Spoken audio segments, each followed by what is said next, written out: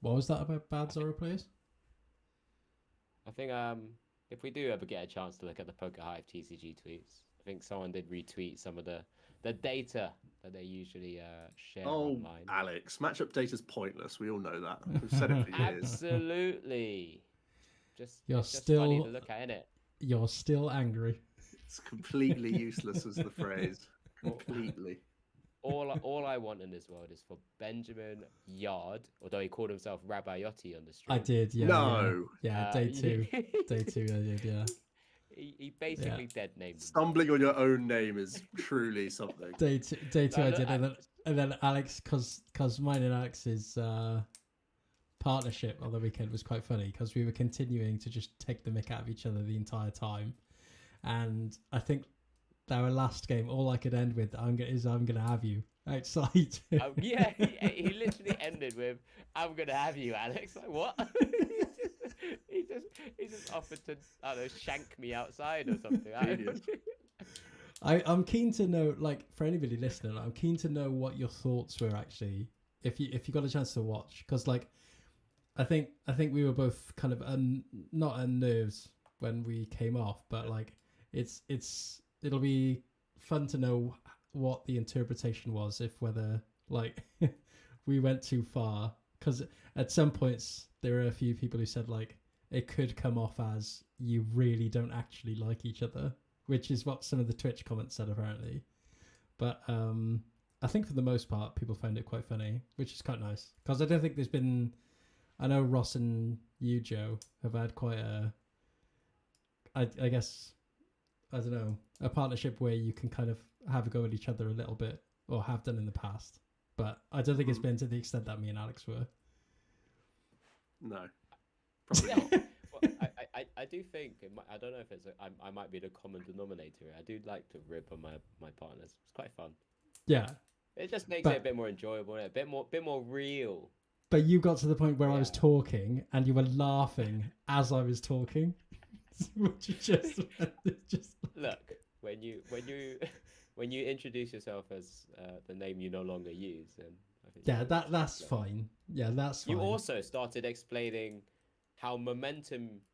You want to keep up your momentum when you lose a game, because then you could win a game, but then you could lose again, only to win again, and that's momentum. And I was dumbfounded. I think my point. 4 point. minutes. I think my point was that we looked at the leaderboards and there were some players that were like 8-0 or whatever it was back then, and I said it's important for these players to keep their momentum as the tournament goes on, because like 8-0. You're giving yourself way too much credit. That's not what you said. 8-0 is it not? Well, that's No. what was going in my head. Because I remember Dow completely breaking during the thing. And then it ended with you going, "No, that's a really good point. That's definitely a really good point." I Like- made a really good point. Someone tell me it was a really good point. I'm sticking with this. That was a good point.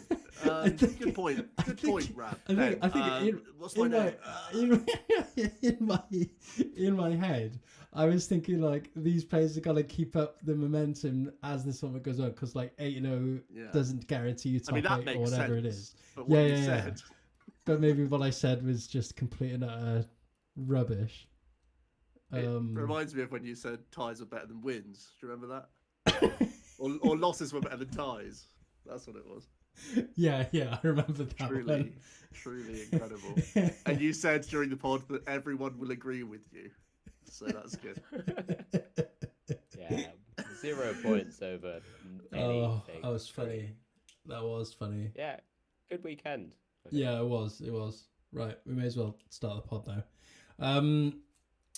Well, if you've already caught up with everything, you know what we're going to talk about. It's going to be Stuttgart Regional Championships, but You didn't introduce the pod. yeah, no, I'm about to do it now. I did I did the second bit first. Yeah, welcome you've kept the momentum going into. Yeah. But it was kind of like charts. it was kind of like Momentum. No. What is it? Memento. That's it. The film. Welcome everybody to the SpilltheTeaCG podcast once again, with myself, Benjamin Yard, and well, they're no longer co-casters anymore, which I'm sure we'll touch upon. Oh, but you're joking. two Bezzy mates, Joe Bernard and Alex Dow. I didn't like that look actually there, Joe. Like the Yeah, maybe, you know. maybe. You know. I was thinking more like Alex because you're gonna shank him outside. Yeah, I'm gonna, you were I'm gonna gonna do have me. him. I'm gonna have him outside. Yeah. So Stuttgart Regional Championships. But before we get into that, let's talk about what we've been up to. I can't believe we're keeping up the consistency with weekly releases. It's mad. I don't think we've done that since we started.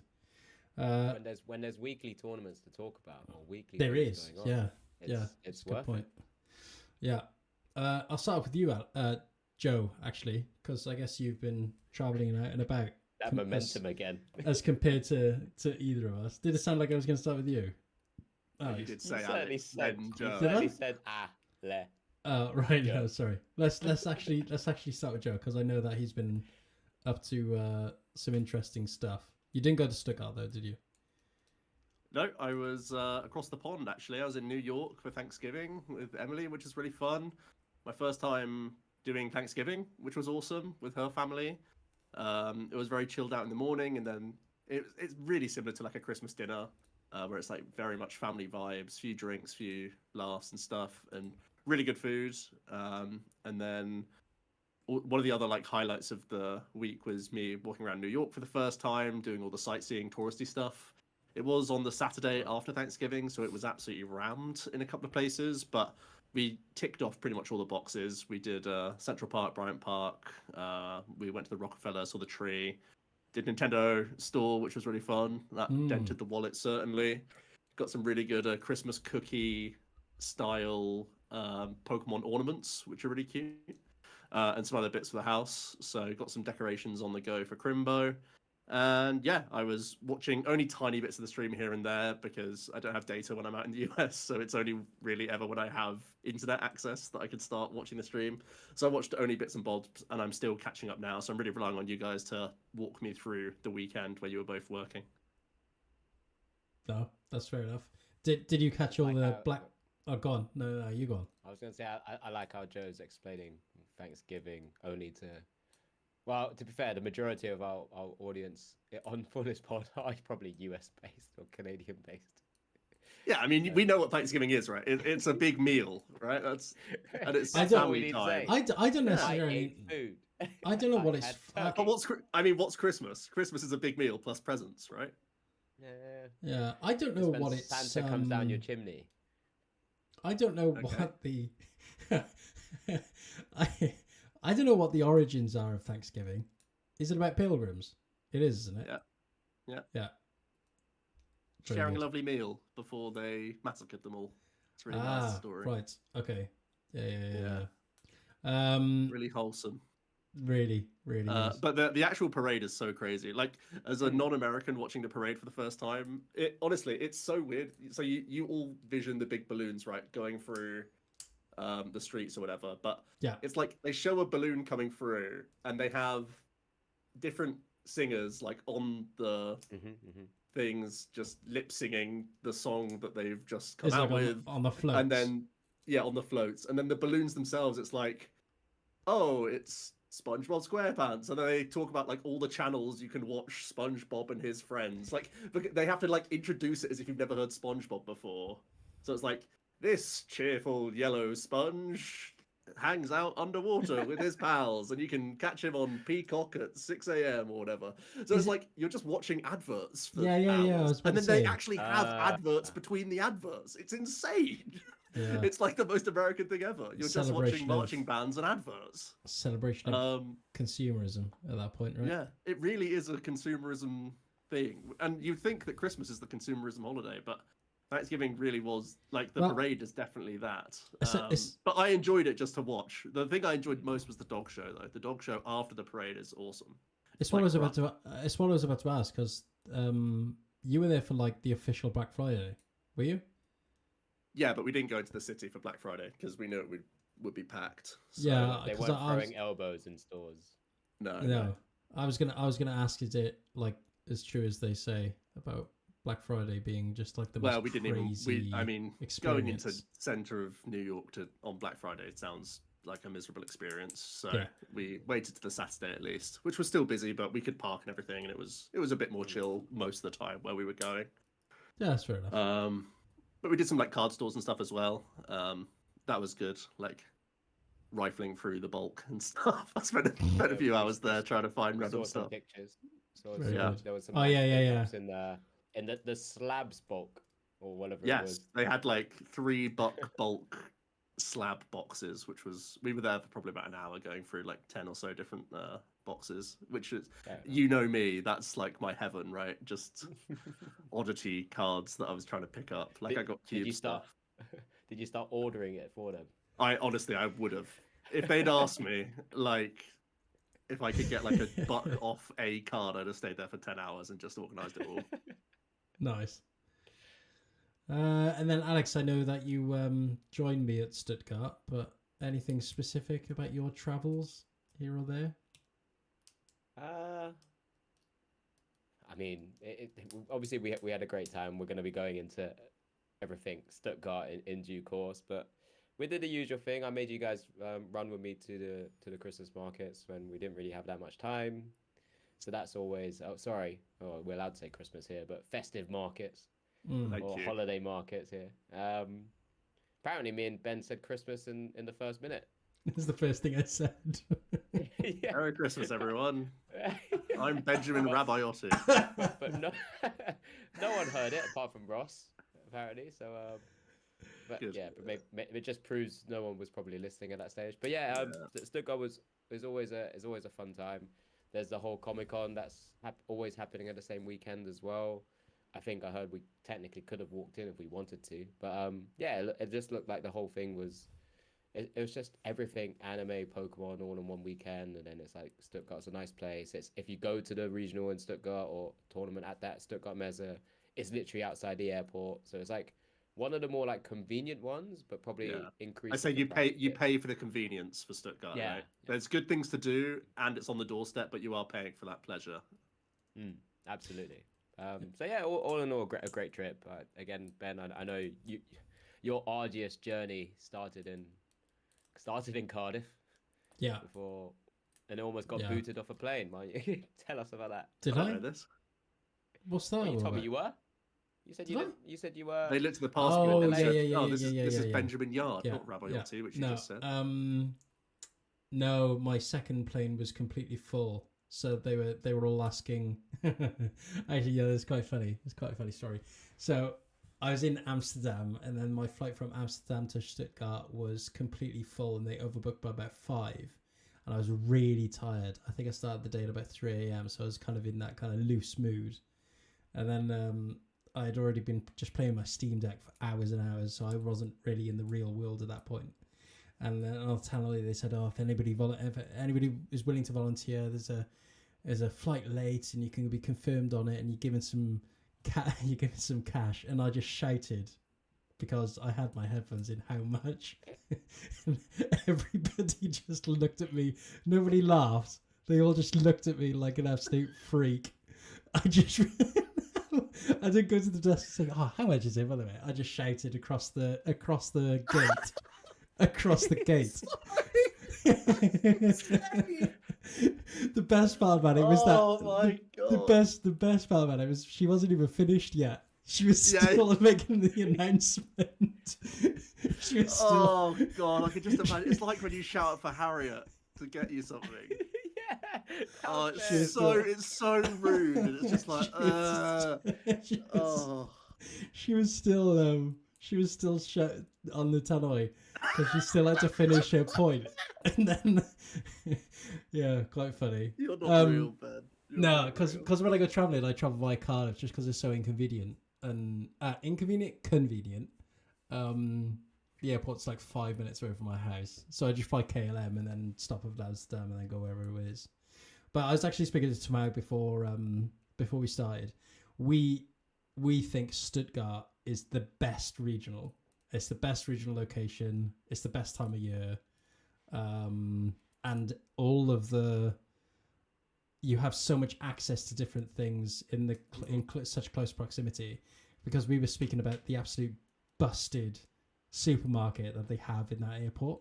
The one that's downstairs, that's 24 hours and it sells everything. Yeah. Oh, it's great. So good. Yeah, I always really enjoy Stuttgart. I was gutted I missed it last year, but the 2023 Stuttgart was one of my first regional casting experiences, which was great. The last time it was me, Joe, Freya, and Ross, and that was just a very memorable experience to me as well. So yeah, absolutely love going to Stuttgart. The Christmas markets are brilliant. Yeah, I mean, you just can't complain about it. It's convenient. You do pay a little bit more of a price, I guess, to attend the regional, but it's just well worth it in my eyes. Well worth it. We wasted more time doing Cardiff and a layover rather than just go to London, by the way. But whatever. No. Because I have to go by train, don't I? So I like the train to Stansted is like 3.5 hours. Yeah, but you still have to get to the airport like 2 hours early, and then you have to wait for a connection. You could have trained to Heathrow by then. I think I left Cardiff. My flight was at. Oh, I'm not going to go into it, but it was fine. The time was. I'm fine. almost certain it was easier for you to get a direct London flight. Nah, it's not. I'm telling you, it's not. I'm The really train telling from, you. The train from West London to your area, Cardiff and Wales. It's 2.5 hours. Pretty easy. Yeah, 2.5 hours is chill. Oh, it's not for me. You waited like 4 in Amsterdam. I did wait for it on my flight to Stuttgart. It was a 4-hour layover in Amsterdam. What are you doing? But then on the way back, it was great because I left Stuttgart at 6 a.m. and then I arrived back in Cardiff at 9:30, which was great. Yeah, I could have actually. It's 4 hours. It's like 4 hours and a half. 1 hour back because of the time. Yeah, exactly. Yeah, it was good. I always recommend it. But then going on to the actual event itself, of course, as I mentioned, Alex and I had casted the event, so we had a little bit of a bird's eye view on the event from start to finish as compared to the rest of you guys who were playing. Alex, take me through your expectations going into Stuttgart. Well, yeah, I mean, this is also out to those viewers or listeners who don't play the tournament as well. So make sure that they feel included as well. Okay. Viewers.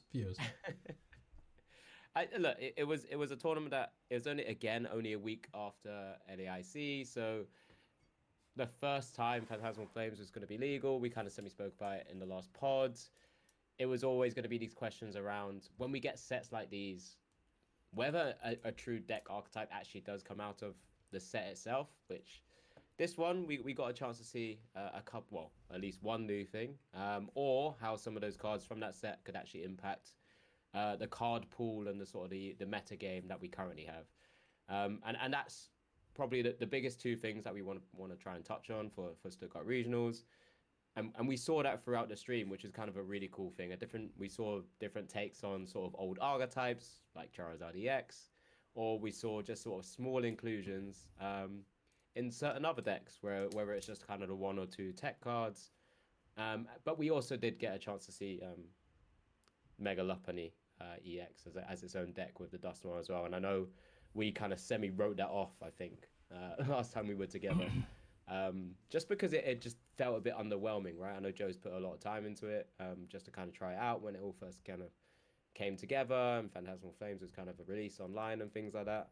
But when we go through the data, despite us saying that we don't need to look at it anymore, we probably can find out some real good information about it. But yeah, it was really about how players were going to adapt from just a week before heading into a tournament. Was Phantasmal Flames as impactful as a new set could be? And I think because of the massive card pool that we currently have, we're due maybe one more set before maybe 1 or 2 more sets before we even think about rotation, for example. It's really like just additions to the decks that we currently have, and I think it was kind of proved throughout this tournament. Yeah, agreed. And would the same go for you, Joe? Like with the sentiment that it was just a case of how impactful Phantasmal Flames were? I mean, that seems to be the expectation of the expansion, with Dawn probably being the best card. As an include, like, yes, it breathes more life into Charizard than, say, Polt, that sometimes could play 1 or 0. But yeah, it's more like the one of Diancie, the random Yeah. ice cream that could pop up into Absol. Lopunny as a tech line rather than a full deck in some cases as well.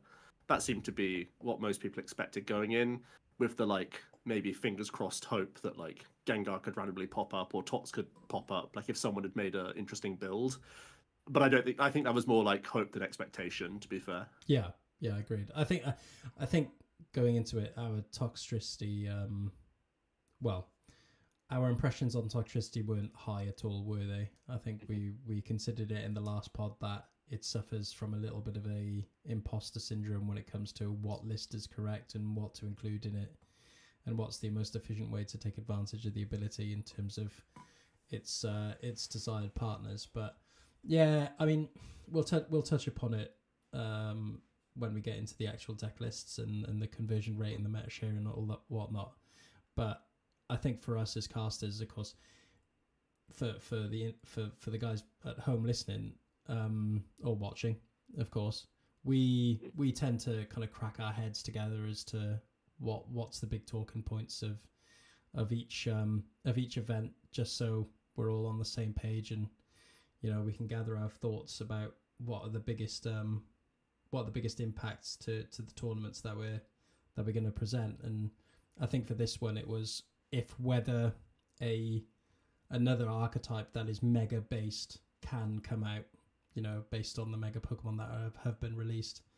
And there were murmurs of Mega Lopunny, of course. We touched upon it in the last pod, but it was whether it had enough exposure and whether players were confident enough to bring it along to a tournament when we knew it was a new archetype and there were, of course, techs in the room for specifically Dusknoir, and Lopunny had a limited damage output as well. The Gale Thrust is efficient, but it is limited in its damage output, and it's not going to be knocking out with at least a lot of difficulty some of the bigger player Pokemon in the format. You've got the key jet synergy. No. What I mean is you're not going to be hitting the numbers to knock out. But you need the dust support, right? Yeah. So there's a lot of pieces, and it's whether players have the confidence to take it through.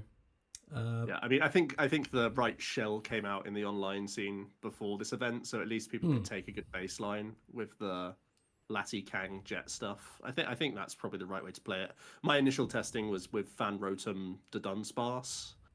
And the Kang just saves a lot more space and doesn't draw the same amount of cards, especially on like key turns, but saves just so much room that you can have enough of what you want. So I like, the list isn't terrible, but I do still question its matchups overall. Yeah, and the other point, apart from actual Pokemon and bringing out new archetypes, the trainer cards as well, and how they would impact current lists. And I know you touched on this, Alex, just then, but the new Dawn supporter is the most obvious example. We knew it was a strong supporter going in, but for Charizard specifically, it was not a must-have.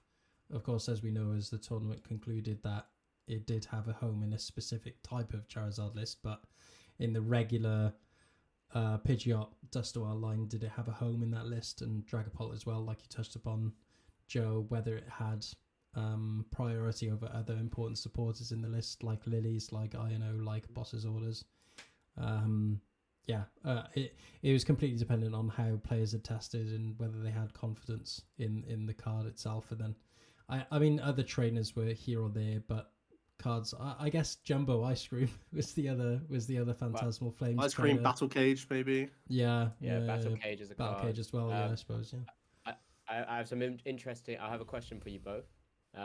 We'll use, I guess, what I think is the 3 most impactful cards, and I'll ask you which one was in the most decks, not the most copies in decks, but which was in the most decks between Dawn, Diancie, Mega Diancie EX, and Mega Lopunny EX.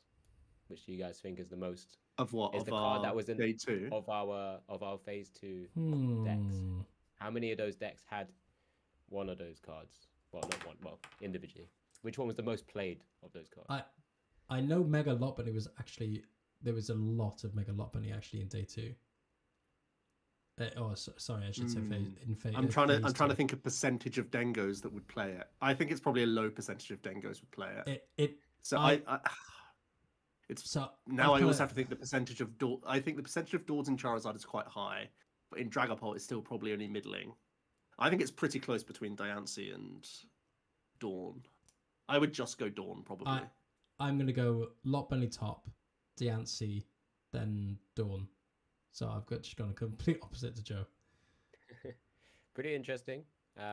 So joint top, according to my very quick looks at 59 each. Out of the phase 2 was Mega Diancie and not Dawn. So Mega Lopunny. Yeah. Oh, wow. So Dawn actually was only 56, so 3 less. But obviously, it's more likely to have multiple copies of it in comparison. But Yeah, it's kind of an interesting look into. That's a lot more Lopunny and Dengo than I would have expected. Assuming it's mostly in Dengo, right? Maybe some Zard percentage have it, but low. Yeah, a high number of Golden Go Lunatone. Interesting. Tech 1/1 sort of lines. So my logic was going from Japan, where only about 1 in 10 Dengos played Lopunny. But yeah, that was actually just touching on that. It brings me to the next point of interest, I suppose, for me was Dengo lists and how they. I knew they were going to be really popular coming into this tournament, and Absol Box would go straight down because it seems to be when Absol Box does well, Dengo just puts back the techs, and then it's back to square one again. But didn't we all agree on the pod that Lopunny was probably our choice of tech for Dengo to cover those wide bases? But I still saw in that tournament that there were multiple different ways that Dengo had got around Cornerstone. Mm-hmm.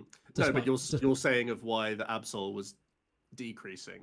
It's because a real amount of players would have considered Lopunny for the deck.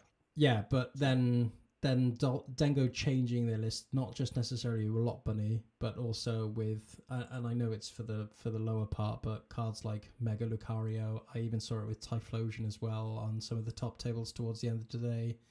Cramorant, Dengo-Flosion. Yeah, Hops, Cramorant. Oh, that was and then I thought, somewhere. And then I thought that then there were two in phase 2, I think, from when I was going around, and then considering that fact and how popular Goldengo was in the room, how those mirror how those techs would then affect the mirror as well, because you'd imagine, of course, Typhlosion would do really well in the mirror.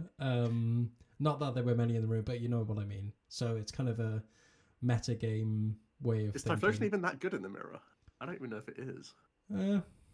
You can play a complete. I don't know. I think you can play a complete one prize board. It must be good. Anyway, like, isn't the whole point in the mirror just being rocks into rocks and then like cram and stuff? I don't think you're ever meant to make a Dengo. Well, you're meant to threaten a Dengo you can go, never go for you can go rocks into Typhlosion. It fit rocks as well, did it? Yeah. You know. It just had the space for the lot. Yeah. Sorry, I made us digress, but I'll give you just the other bit. Out of the 59, it was 40 Golden Go Lunatones that had Mega Lopunny tech in, by the way. That's a lot, yeah. Sorry, this is phase 2. 40 phase of 2. How many? I had the 50 of the 59 that played, that Lopunny it was in a deck. There were 40 of them. So out of the 59 decks that had a Mega Lopunny of some sort, 40 out of those 59 were Golden Golden, were a Golden Go deck. Golden Go deck. So that means that I'm looking at 82 Golden Go in phase 2. So almost half were Lopunny. Had Lopunny, yeah. If you were looking at that way around. Yeah, that's interesting. Yeah. There you go. Sorry, I made us digress. No, it's okay. It's okay. Let's go. We can go into. Oh, sorry, I've minimized the screen. We can go into our day 1 meta breakdown then. Let me just share the screen. There you go.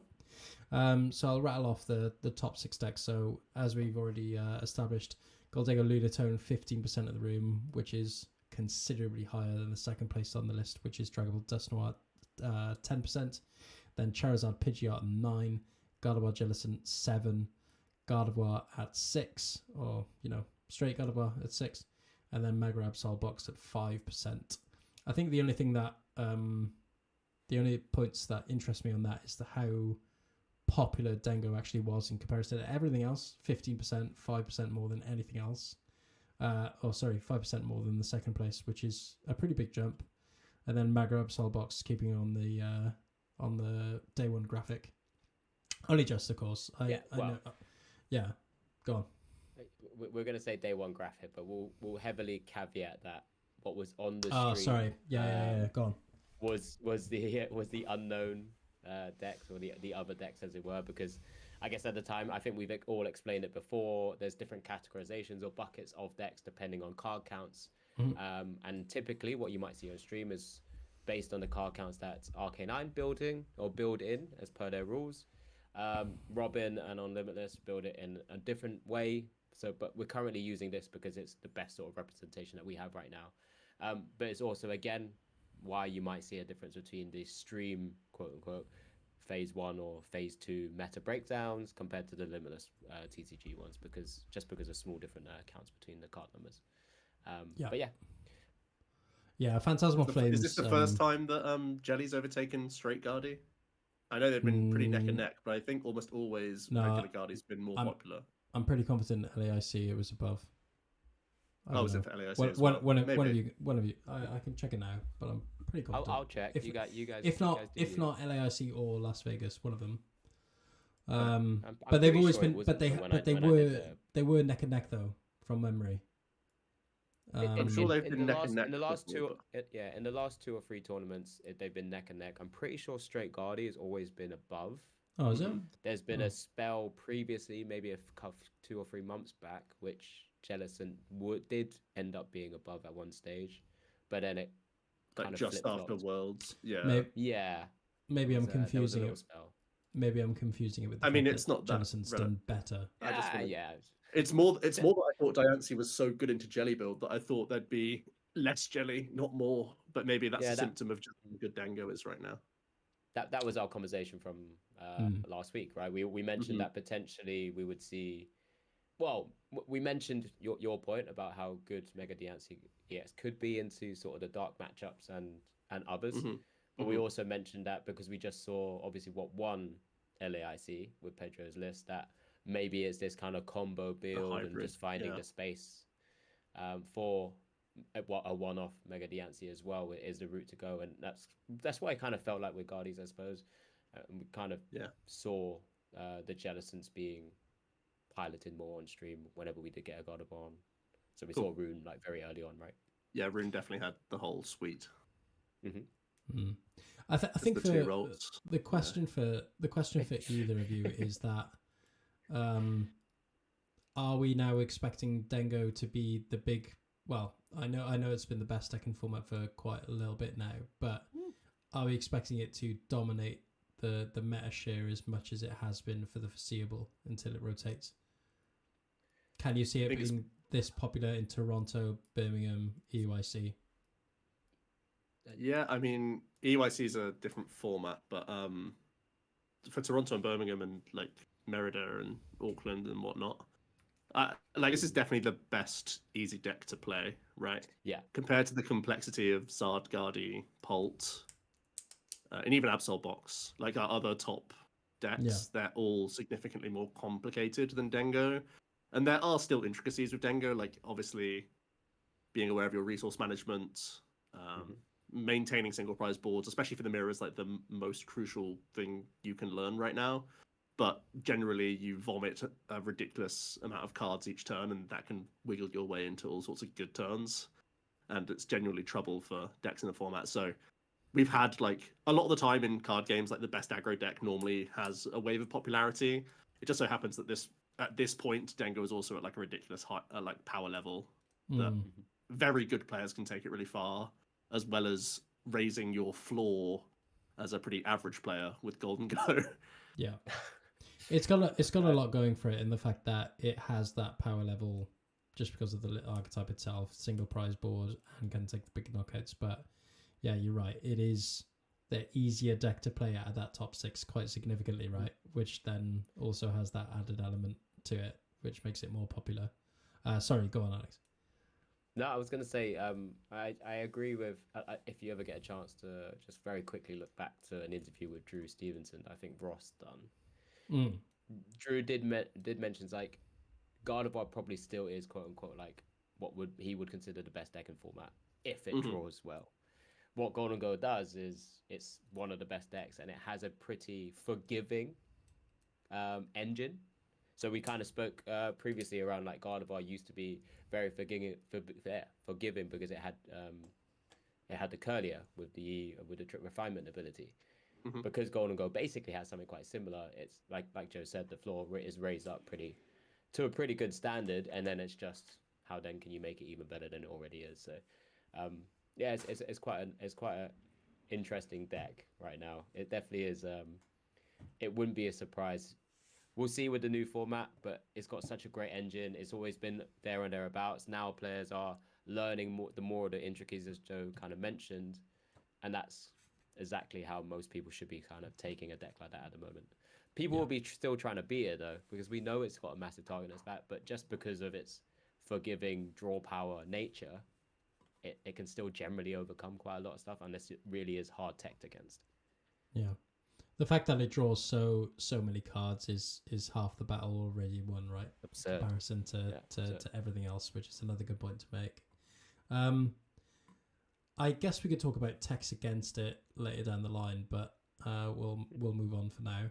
And then the best of the rest, the other six, Ceruledge then coming in at 5%, Grimmsnarl Frostlass at 4, and Zoroark at 3, Alakazam Dunsparce at 3, then Raging Bolt Ogerpon at 3, and then Lopunny Dusknoir, the new inclusion at 3.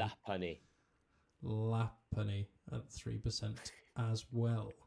I guess the ones that are dropped off really in the space for Alakazam Dunsparce and Raging Bolt and Lopunny Terrabox, Flareon Noctowl. What are you guys saying? So when you hear Lopunny, it could be Lopunny for English people. Yeah. So I don't think they're going La Punny. No. It's not. I think they're going Lopunny, like Lopunny, a little American Lopunny. Yeah. Mega So Lopunny. I think it's probably foolish to go La Punny. But we just kind of. You should have told me that earlier. We're over emphasizing, or whenever I have, just to kind of appease what I've been told. Yeah. Weaving in a la there. Okay. Yeah, you're having a laugh. Lopunny. Anyway, there's no list. It doesn't exist. Carry on. So the Terrabox. Check the anime. Terrabox, Flareon Noctowl. Yeah. Terrabox, Flareon Noctowl, Joltik Box. Joltik Box Going is all the way down. To the well, no. Those are the three that have been knocked out. On. They've been knocked out of the best of the rest. I want to touch upon Joltik Box because for me, the matchups haven't really changed really for Joltik Box. Nothing has been added from the new set to make Joltik Box all of a sudden unplayable. But only 37 in the room is. I feel like Diancie it's quite dramatic. Sorry. Yeah, I should say Diancie. But I mean, is it though? Is it popular enough in the room for me to not play Joltik Box? Probably not. I mean, Gardevoir was already fairly shaky, and like reliant on the fact that you pounce early. But I think the fact that they have such an easy answer can't feel great. I don't think. I don't know. I don't think that's necessarily the big. I mean, Joltik's always been around this percent, no? It's lost a few percentage points, but not like a ridiculous amount. It's been. It's never gone to below sub. So it's never gone subs 2%. I don't think. Maybe not, but again, it's like when something gains nothing, people have probably tested other stuff instead. Yeah, that's a good one. Yeah. Maybe it's just not popular right now. I might actually have that data. It might. You're starting to weave that in. What people played before and after. Very good. That's the data reap I want so badly. We're evolving. How many people changed and stuck. Yeah. And then 32 Creamy Kang in the room, which is pretty cool. My soldiers. Yeah, I just wanted to mention that really. But then moving on to day 2 then, if we're finished with that. I'll go through the meta share now. So Golden Go keeping up with 21%. almost, well, no, it is 9% higher than what was in second place, which is Dragapult Dusknoir at 12, Charizard Pidgeot at 10, so the top three haven't changed. Oh no, sorry, I shouldn't say that because I'm just going to continue on. Gardevoir Jellicent at 10%, Gardevoir at 7, and then Magrab Solbox at 5. So nothing changed place there. It's still the same top 6 of decks, just a massive change in percentage for one deck in particular, which was Goldingo Lunatone, going from 15% to 21% of the room as we move into phase 2, which is massive. And for a deck that has been on top, that's a pretty significant success, I would say. I can go on to the conversion rate of it. The conversion rate is 25%, which is nuts for the most popular deck in the room. Because you'd imagine, of course, everybody going into this event that Goldigo is the most popular deck in the room. How do we beat it? Oh, let's just tech this, that, and the other. But I don't think there are that many consistent techs against the deck, which is evident in the fact of how well it's converted. Any impressions then on our day 2 or phase 2? Sorry, Matsha. I mean, it's Dengo and Jelly Guardy were the best converters, right, of the top played stuff. But like you said, Rad, because there were non-movers, everything had a pretty respectable percent from our top 6. So I think it's just sticking with what we know. And again, more of a nod to like Phantasmal is a little sprinkle of new, but more of the stuff we know. So not this massive shake-up, which is the narrative that was already being painted, right? But it just sort of drives that home a bit. I agree. I think there was nothing in Phantasmal Flames that was considered a considerable threat against a specific archetype. Like there wasn't a Drapion V or anything like that sort of cards to beat a specific matchup. There was nothing like that. You could. Well, they tried Battle Cage. But it's passive. I was just about to say you could consider Battle Cage to some extent, but it's just not good enough, is it? Really, it's not a good enough threat to stop people from playing Dragapult Dusknoir, or even players of Dragapult Dusknoir bringing just an answer to it. Stadium cards are always considered as easy cards to tech against, really. So even if it was a particular threat going into the tournament, it was always something that Dragapult Dusknoir could focus on very easily. Alex, thoughts? Yeah, there's not really too much more to add than what Joe did, really. Like, it's a bit of same old. I mean, if I just look at the LAIC sort of day 2, for example, the biggest thing we have is how people react to results of the past 2 tournaments, right? We've already mentioned that it's back-to-back in terms of the weekends. We know Golden Go has this kind of inherent ability and power to kind of stay at the very top, and it proved to do so once again. But it's also because it can once again tech in the cards that will help deal with the massive techs against it. We've already kind of very quickly highlighted like the rough numbers of the Golden Go decks that might be playing a Lopunny EX or Mega Lopunny. Mega Lopunny yes. EX. Yeah, that card. As a potential tech out against Cornerstone Ogerpon or against Crossel, by having that level of inclusion, it's going to generally do well. And if you sort of surmise all of those sort of Golden Go decks kind of all together, it's a fantastic conversion. I don't think there's any real surprises in all honesty. Even if looking at the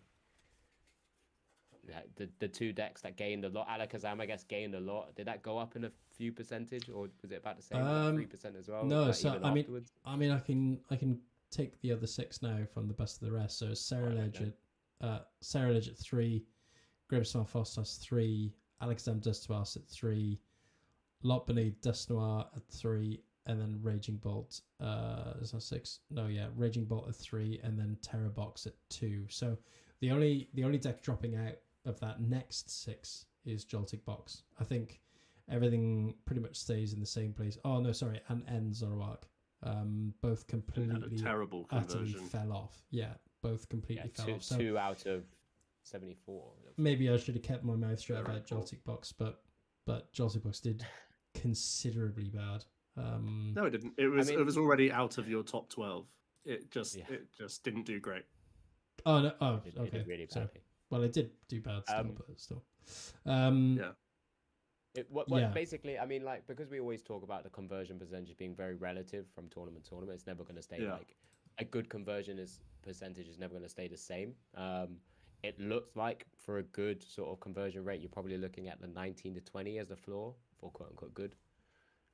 Because that's generally what we saw with the top decks anyway, and then the other ones that kind of sneak into that are Low Bunny, Dust Noir, or Kangaskhan, Bufalon, kind of, or like fringe versions of those decks, of the other key decks like Golden Go, the straight Golden Go. I think one of them actually had a Mega Lapani EX in there. Yeah. So it's all very relative to its own tournament. But yeah, that's probably one we have to call out, right? I mean, we've just very quickly mentioned it. Enzoroark, if it's sorted by day one numbers right now, 74 players and only 2 making it into. It's nuts. It's absolutely crazy. I think those are the sort of numbers we typically see with like someone playing a one-off deck and 0 converting, right? It's you don't really have those kind of 2% conversion rates when it's a pretty popular deck. I mean, it was the 9th most popular deck in the room in day one, and then there were more Sharpedo Toxtricity. Yeah, and Enzoroark and Stuttgart. you can only imagine that the 2 that actually did cut into phase 2 just played 0 Goldengo, or just played 1 and just completely dodged it for the rest of the day, right? I mean, that's factually incorrect. Yeah. So. What do you mean? What do you mean? Well, I'm clicking on them now, and they've faced multiple. Oh, did they? I mean, one's playing Toadscroll and the other's playing Darmanitan, so they're at least trying to beat them. Oh, okay, fine. I didn't realize Cremascoli played it. Cremascoli tried to take prize cards. Can't believe this betrayal. Well, no, because he didn't play Control for another event recently, and I think he blamed it on. I think he blamed it on not testing. From memory. So just repeat the same from him. Yeah, I mean the conversion rates. I mean, the only ones to note for me really are Enzoroark, Goldengo Lunatone, and then maybe actually Lopbele Destinoir. 57 in the room at the start of the day, then 11 came out into phase 2, which is actually pretty high, I would say, for an archetype that I didn't really consider much of going into the tournament.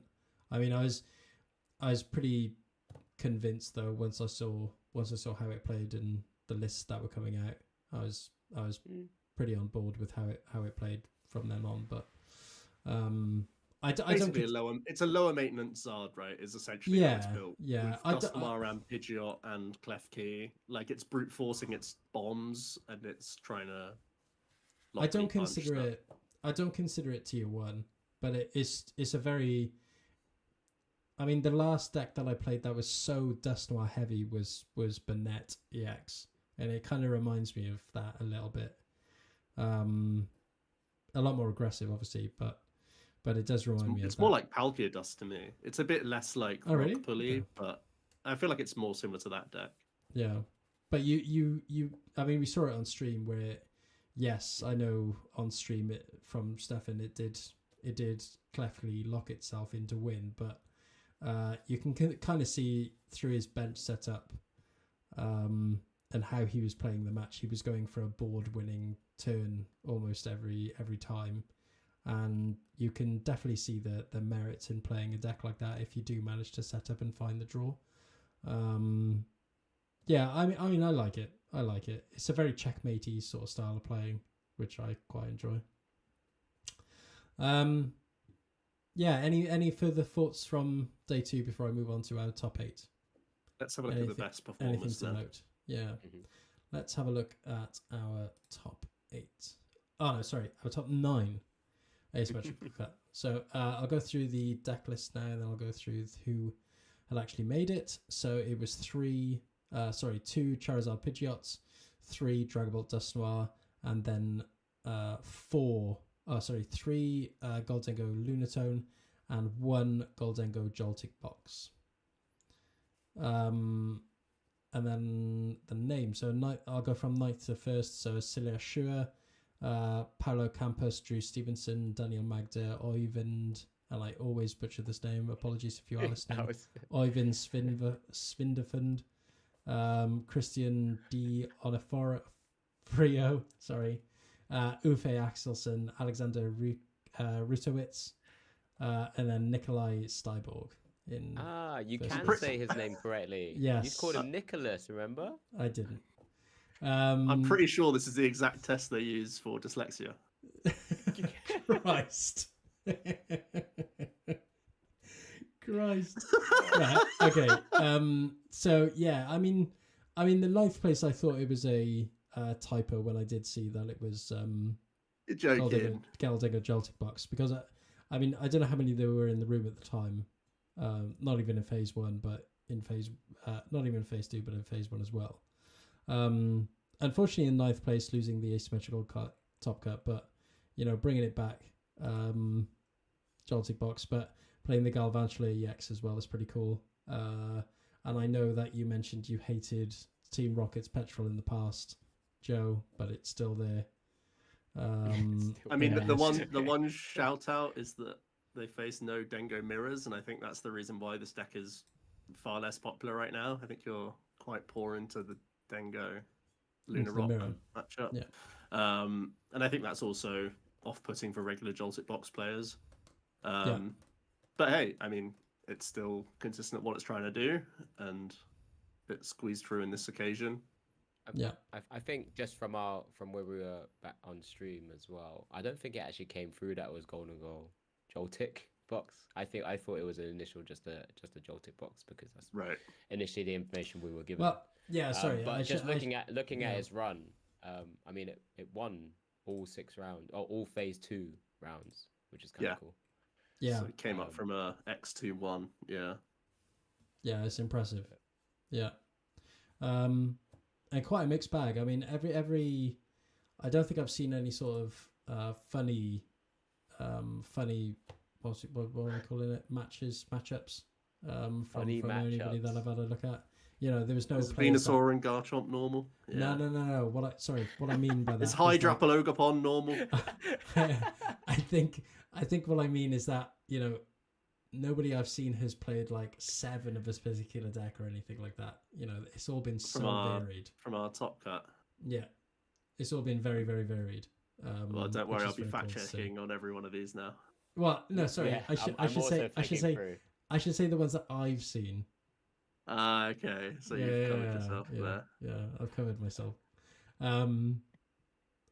Yeah, quite. I'm not going to say funny because I've already used that word, but it's quite humorous. Run into phase 2, like you said, Mega Venusaur, Hydrapple. I actually saw a couple Hydrapple. I love walking around the tables as a caster, because you could just see everything and see what everybody's playing, which of course you don't get to do while you must have walked quite far to see all those. Yeah, I walked around loads of tables. Right, can we look at the winning list now? Yeah. I'm talking about Hydrapple. Go back to the top 9. Yeah, okay, so do we want to go through the winning list, or do we want to go through... Let's start with the winning list, I think. Yes, okay, fine. Yeah, I mean, I mentioned this on the stream. Only a couple of people would have bought this particular build of Charizard, but impressive nonetheless. Dawn heavy, new card. Whereas a lot of the other Charizard lists, as I mentioned previously, they didn't bring Dawn. They said no. Maybe it won here or there, but not that I saw, especially on the stream. From the ones that we had features, thus until we got to the final stages. But yeah, what a list this is. I mean, watching it play, it was just crazy.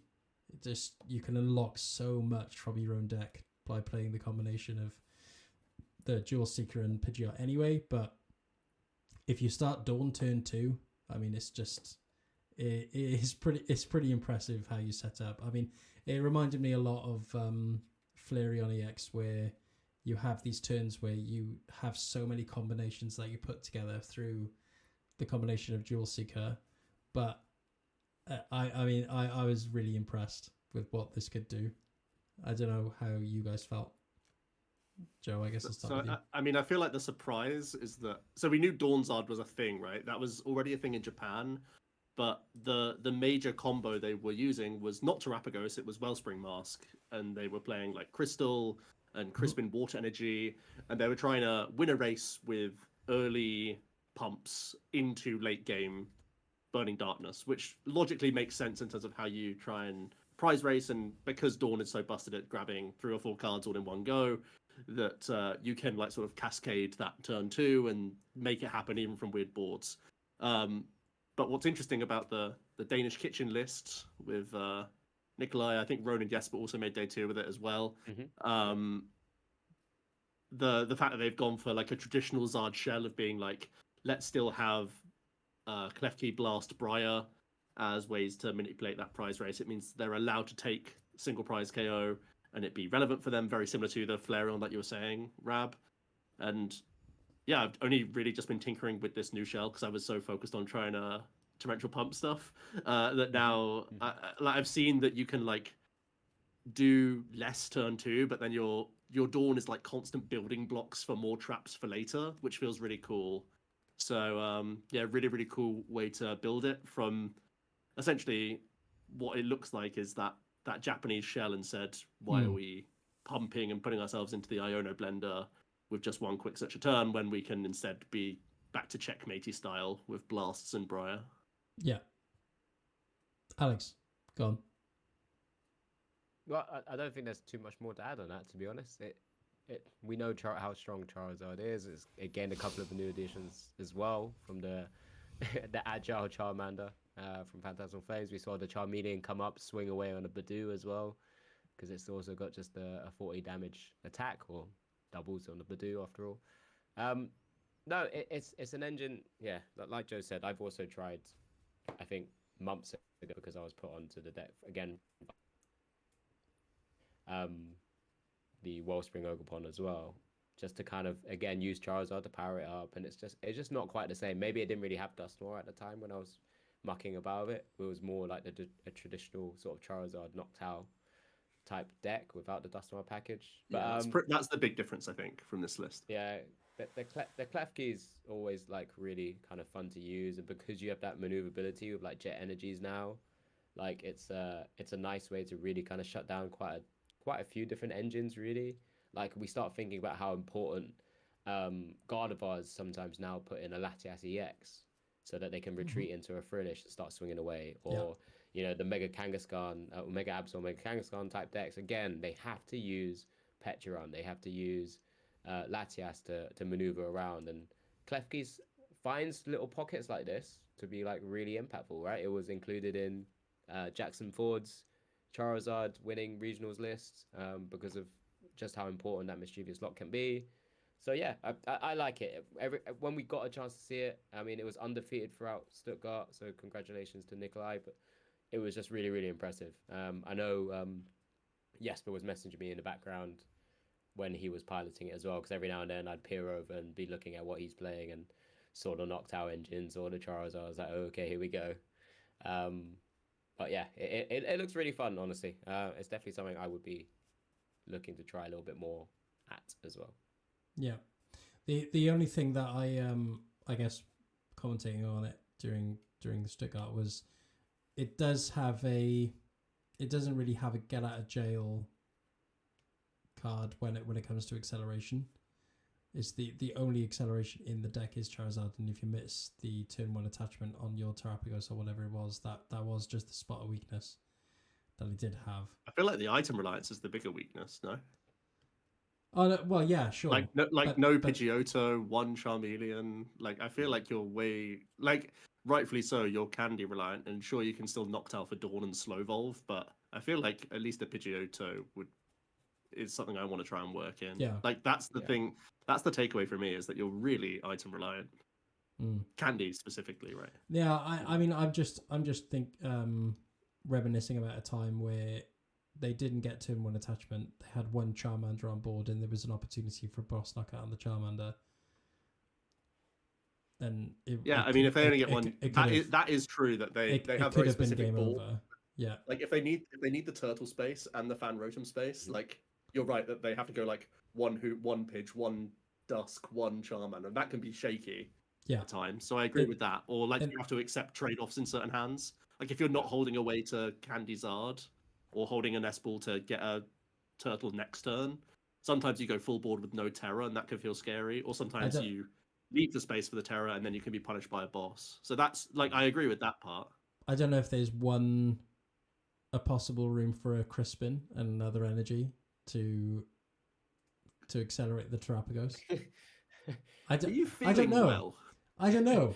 I think for me You'd like to Crispin and hit like 120 or something with a turtle. What's going on? I don't think it needs. Oh, you've got Area 0, Joe. But and you've just been able to do that for some reason and not get a Zard out. I guess I'm just concerned about the lack of acceleration, I suppose. Like this is the best acceleration in the game. No. Sorry, everyone. The lack of opportunity to accelerate. So if it's Charizard or nothing in this deck, right? But that's fine. I don't know. I think I think it's actually kind of okay as well, because for those opportunities that you need to, you can still either slow the game down yourself with Klefki. You can still potentially fan Rotom. And, if you have Dawn, you can still find a way to pop Dusclops, right? You're probably still, like, causing enough chaos that you're probably, like, removing maybe a Badoo, and then also maybe can sometimes take something else small out at the same time. Because if you have a Terrapagos down, you can still, like, Dual Seeker for Boss's Orders and the stage, and just have energy and start swinging away. Yeah, you can kind of almost, like, have an okay board as long as you have the Charmander down. Yeah, there probably still are scenarios where... Yeah, okay, if that Charmander's bossed and taken out, well, you probably got your items back. You probably can get 2 Charmanders down at that stage, or you can probably find your way into Pidgeot at that stage because you might have had a Pidgey already. Like, yeah, it is very, obviously, independent. You are still playing that kind of scary Ben. I know you mentioned, like, those kind of weird one-off, like, card scenarios that we have in Charizard now. But I feel like there's enough. I might be talking rubbish anyway, because there are so many opportunities to come back in the game with this list with Dusclops, Dusknoir, and Briar in any case. So I guess you rely on those opportunities to take advantage of your board state to take multiple prizes per turn. So yeah, I guess you have to have some sort of substitute to the lack of acceleration if you can't find the Charizard or your Charmander gets knocked out, and I think that's the only substitute for me. A question for you, Joe. Having seen this list and now that it's won Stuttgart Regional Championships, are you more fearful of playing Gardevoir going into, let's say a tournament was in next week or two? Would you be comfortable taking Gardevoir into a matchup like this or deck? That's a good question. I mean, I'm terrified of playing against it as Guardy. I mean, the list specifics, I feel like you can try and do the frillish stuff for a decent amount of time and pick apart a board. So I think that's still pretty reasonable. It's not a massive. It's not a massive amount of number that will probably be playing this right now. And maybe it might get to that stage. I guess like just thinking that Charizard's won a tournament. It's the usual stuff though, right? It's the usual stuff of like Dragapult is still always going to be a fear factor for the Zard, and I know Nikolai was able to beat a few Draga on the way through, but by all accounts, I can't see that as a decent matchup. As soon as we saw the bracket, and I was speaking to Jesper about this, he was just like, do not put Paolo versus Nikolai on stream. Yeah, exactly. It should be a bad matchup. And then he overcame it, and then was like, okay. And then we got to the final, I was speaking to someone else, and they were like, well, it's Dragapult versus Charizard, right? So I was like, yeah. So Dragapult wins, right? And I was like, yeah, typically, yeah, that should happen. And then, the final was what it was in the end. But yeah, maybe it's enough to keep it in check. Yeah, but like, I can see this stomping a good majority of Guardies and being really good to go right, because they let you keep your handle basically all game. So you should be able to do what you want, similar to Flareon, really. So Yeah, I can see why it did really well this weekend, but doesn't necessarily put me off Guardy too much. At least by this 60, I think if there was a Pidgeotto in here, I'd be like queasy basically. But because there's not, I feel like you can cheese them a little Yeah, sure. as Right. a Frillish Guardy. Yeah. All right. Interesting. I guess we probably should talk about our other finalists very quickly as well, right? Yeah, of course. It was Alexander. again. We've mentioned him. And back again, as Joe Yeah, just said, with previous the regional winner. Dustmar. With Zero Dragapult changes Dustmar. with the list. Yeah. He did say in the interview he was the best Dragapult player in the room, which is quite an That's nice, isn't accolade. it? Quite an It's a accolade. big claim. It's a big claim. But, you know, Big claim. you can't doubt his performances, right? He's come into another final yet again, Mhm. and only really stopped by his hands. That he Yeah. that he just couldn't really get his deck going in the end.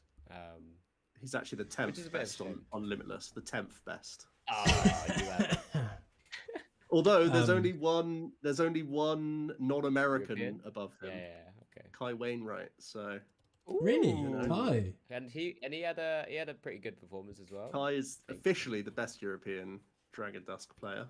Oh, that's As of some right lore. now. That's lore. That But is. there are 9. Sorry, there are 8 Americans above above them, which is cool. Anyway, carry on.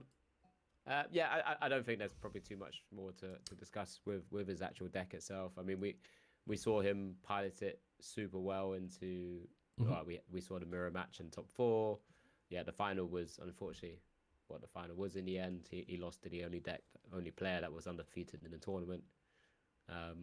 Well, at least in phase 2. Who said that? Oh, maybe not. Dragapult- There was up. Sorry, that's terrible as well because there's an 806 that was undefeated.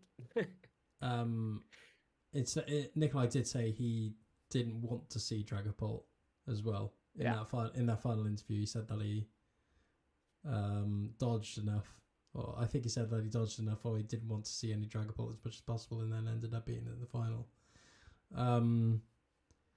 He didn't play any until the end of phase 2, where he got to ID with one. So that's crazy. I mean, yeah. I mean, it's commiserations to Alexander. I mean, he did have quite a tough time in that final. Unfortunately, that deck search is such a good ability that you could just kind of stream Gust over and over again. Mhm. Yeah, much to Alexander's detriment, but I really like the list at least. He did still get second, which is huge. Two finals in one season is nothing to be snuffed at. List is very no frills, just kind of consistent Dragapult, which is always good. No, not many pieces to the puzzle, really. Joe, thoughts?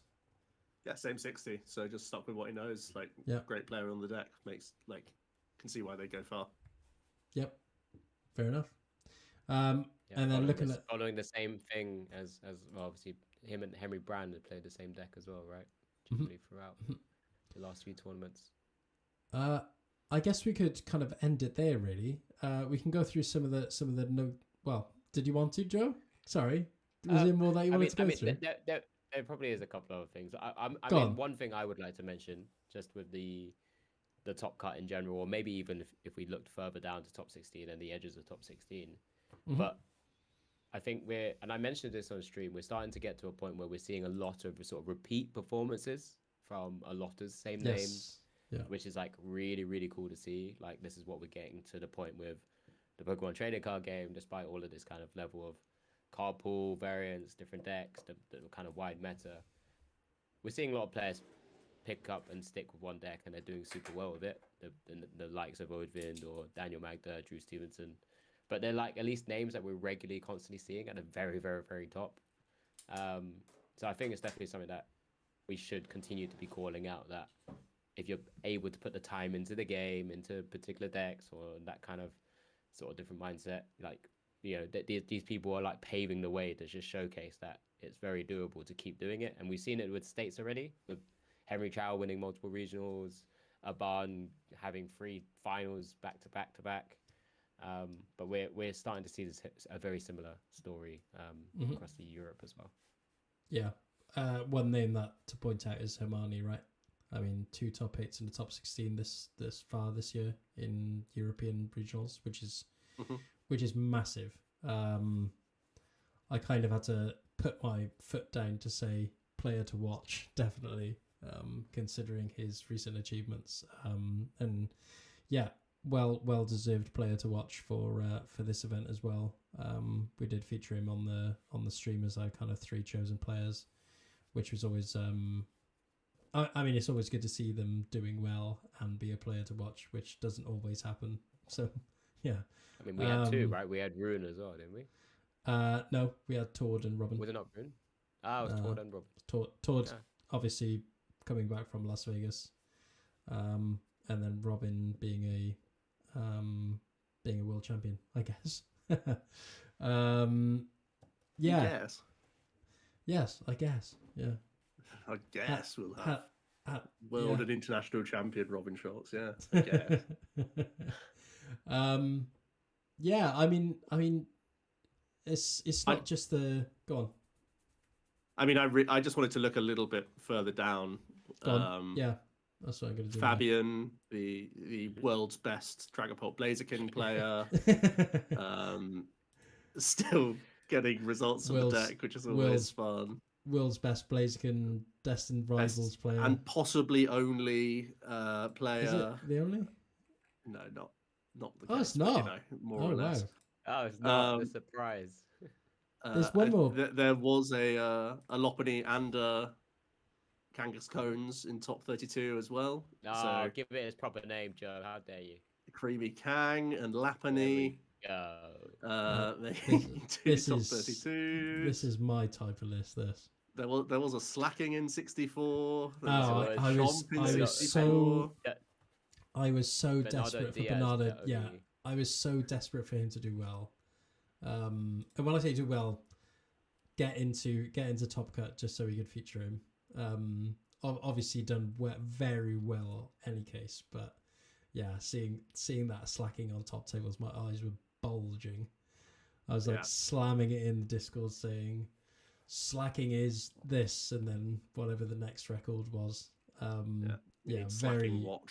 Very cool list. There was a Alakazam in 64 as well. If only they hadn't faced Festival Lead round 1. Oh, what? Shut up. Come on. But the only reason I want to mention Alakazam is I think it's the best deck into Dengo, if I can... looking at the data.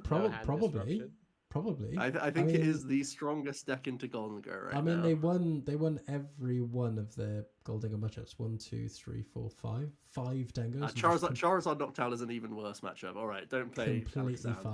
Just play Nuzard instead. Did you speak to Maze after they played Alakazam in the last round? No. Because that's not brave enough to do that. I am too brave enough to be doing that. Okay.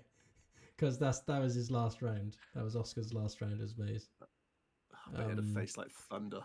Played Joshua. played Zapdos TCG as well. Round 3. What a day. Played Hermione in round 13. Played Brennan Kammerman round 10. Yeah, I mean, Jesus. Fair play. What a day. What a day for Alakazam. Someone said that on stream, and I immediately just was like, "What a day! What a day!" Any other notable decks? Bolly with Ethan's Typhlosion. Fair enough, mate. He called it his theme deck plus 4 cards, whatever it was. I was so around 13, 14. I was kind of walking down the tables, and I was looking to my left at the top 32 tables, and then looked to my right and saw Bolly with a Victini in the active, and I was like, what is going on here? What are you doing here? Yeah, crazy. Other decks, there was a Greninja top 128. Starting to really kind of scrape the barrels now. Really go down now, yeah. Really go down. What was the top rated Sharpedo Toxtricity? Well, that's exactly what I was just thinking, but I think it's pretty low down as well. 173rd. Let's have a look at the list. Yeah. Is this the best Toxtricity list we have thus far? It is. Ostrup.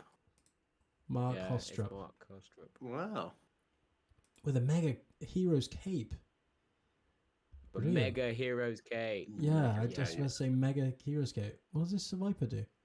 If you have any mega Pokemon You don't know. That's in the whole play, point of the deck. attacks used by this Pokemon do 120 damage more to your opponent's active Pokemon, so it does 240 for 3. We've kind of semi-mentioned Okay. the Garchomp, but the Garchomp was 35th after losing the winning in against Alexander. I did see. So that was one of my other decks to watch. So I was, and I, as I was walking past, I saw Slacking in the one game, and then it was literally the table afterwards. I saw the Cynthia's Garchomp. So yeah, very Interesting choices. I wouldn't have expected Prime Catcher, and I wouldn't have expected only one Power Pro. Interesting counts in this. Let's have a look at it. We were keeping an eye on Garchomp, but then as soon as we saw that it was up against Alexander, we were like, oh, we can't feature Alexander again. What a shame. 4 bosses. 4 boss orders. and Prime. Yeah. He really, Wow. he really taking hates the out- bench. Do you want it? He really hates the bench. 1-1 Toadscroll, 3-2 Roserade, 4-4-3 Garchomp, no rare candy.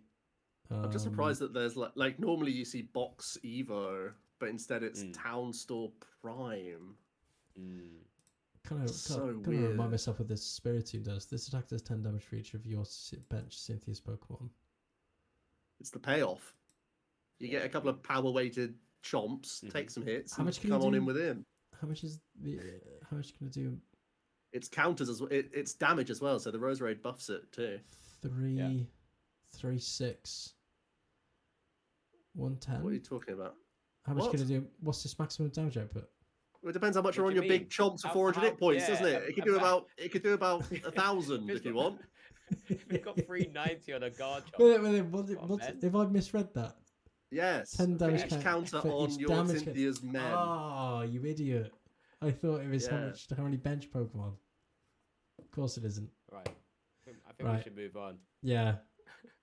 What do you want to move on to? That's the I don't question. know, you had the list. Well, I know. I mean, we were gonna do Stuttgart, and that was it, really. I mean, we were gonna. Whether Shall I read your notes out for you? Yeah, Your remind next myself. note says- Your next note was midway through the year. How has Oh this yes, year yeah. gone? Let's chat about that for a bit. So we're midway through the year now. I mean, That's calendar year, not midway through the season, just to clarify. Right. No, midway no, through no. the no, sorry, the other way Midway through around. the season. What? Midway I'm so through the confused. season, not the year. Joe's joking. So we're almost. Joe's I'm, Funny. I'm just griefing that you were saying it was midway through the season, all broadcast, when it wasn't. Oh, No, that's also tragic. no, it's almost midway No, through. we didn't. Hang on. We did not. You take Yeah. that. Bring out HMRC to check that. That was. HMRC. We're halfway through the tax season. We're really gaining momentum. No, I mean we can chat about it in the next pod. I mean we've got. What do you time. mean? It's in our Hang on. notes. No, because Are you bored, Rab? No, I'm not Alright, bored. right. I'm not bored. We're an hour and 20. Are you sick of it? No, we're an Oh, hour and God. 20. That's all I'm saying. Well, fine. we we can can save it for the next pod because Yeah. Let's save it for the next one.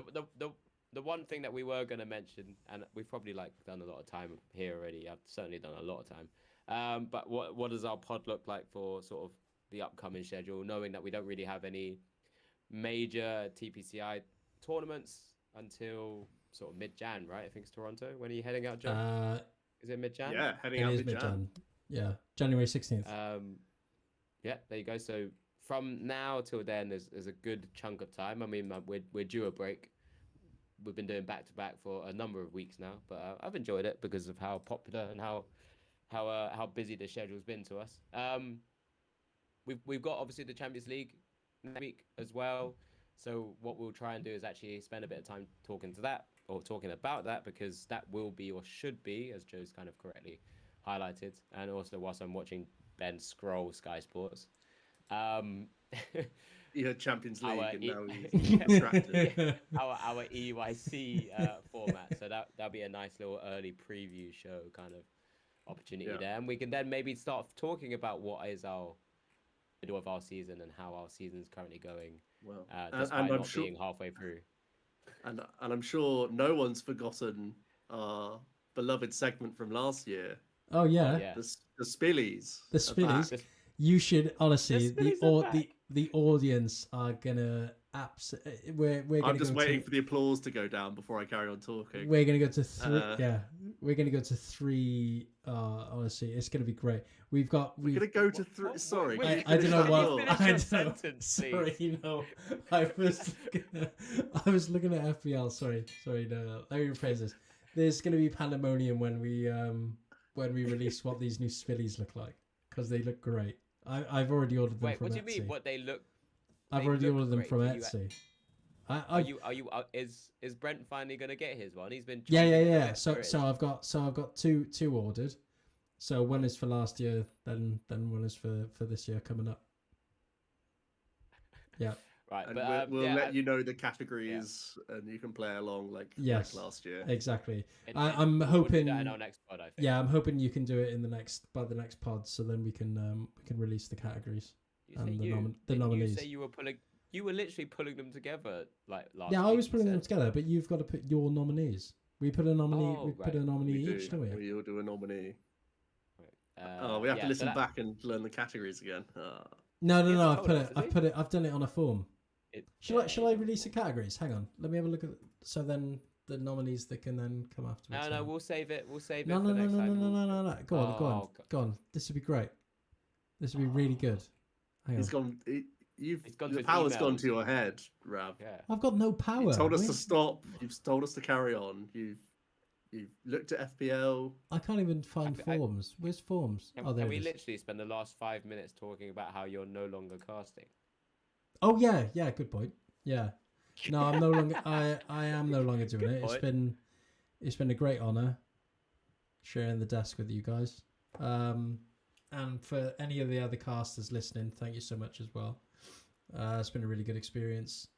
One that I'll always obviously take to heart and remember for the rest of my days, I would have thought. But yeah, I there's no other reason other than there's another role which I won't dive into, I suppose, but I'll be taking that, and you'll be seeing a lot more of me, I suppose, or not at all, actually, thinking about it. In all the events, because I'll be too We're busy. doing that momentum thing again. because I'll be A too lot more, be- in because many I'll- ways less. You really do. You should do more riddles, Rav. because I'll be too busy. But yeah, The more it wets, the more it dries. that's it really. I mean, I'll keep it short and sweet. I obviously made that Great. post. So now you're no longer a colleague. What's your tier list of casters? Yeah, we'll wait for that. You- We'll you- release that at the spillage, shall we? You would not want to know. Oh, So Spilly categories are best deck of the year, most hated deck of the year, the love-hate relationship award, players in most need of a hug, most this is the same as last year, right? There's I think I took one out. Okay. You took most- one out. Most underrated deck, best trainer artwork, best EX artwork, sorry, best illustration rare, best stream game, and Spilly's best player award. Wow, the big one. Wow. The spilly of the year. Keep your speeches to less than 10 minutes. And, Yes. Yeah. Exactly. Was Exactly. that for Ben to keep us? Yeah, No, for our Spilly winner. keep it short or sweet. Right. Yeah, that's it. Yeah, I think that was most of it. But yeah, those are the next two major things that we're going to be covering. Yeah, I mean, I've had enough of Ben. I've had a lot of him this weekend. Yeah, I know. Tell me about it. Ben's about 15 minutes trying to tell me a point. Game's about 15 minutes gone. I'm trying to reel it back in. I'm trying to make a point, and then Alex is like smashing the screen in front of us, Honestly, saying, you should be lucky you're not experiencing this again. So Game so- one ends. Someone's taken a massive knockout. Game one ends. Ben's still trying to tell his point about, I don't know, a toxicity on his bench or something like that. So I'm I'm making like, a what? point. I'm making a point. Something's happened, and Alex is like fist through the screen. just make the point about this. Get back to the game, please. When you when You didn't say sometimes that, and you didn't. It was basically. really, yeah, it was maybe really I funny. should have just taken charge, but I was trying to give Ben his moment. Oh, it was so funny. Honestly, it really was good. If you haven't watched the stream back, it is a good laugh. Just We for don't that. hate each working my other. way through. Yeah, we don't hate each other. At least he doesn't hate me. No, not at all. Not at all. Yeah, that's the end of the SpilltheTeaCG podcast episode. This is the real 40, end because you've said it 46. 5 times already. Yeah, now, this is the so real they'll know end. now. Now. This is the real. This end. is the real end. This is the real end. Please catch us later on another pod. See you later. Goodbye. Bye. Goodbye.